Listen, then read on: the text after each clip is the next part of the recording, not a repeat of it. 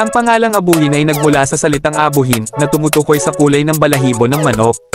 Ang salitang ito ay nagmula sa Tagalog at Bisaya na nangangahulugang gray o ash-colored. Narito ang ilang detalye.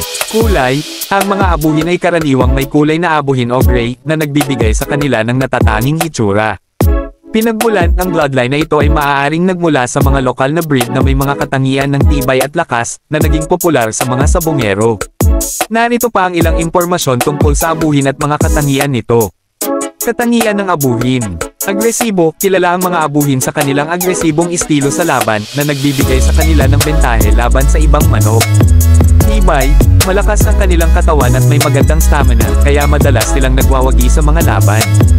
Intelligence, may mga manok na abuhin na nagpapakita ng magandang diskarte sa laban na nakakatulong sa kanilang tagumpay.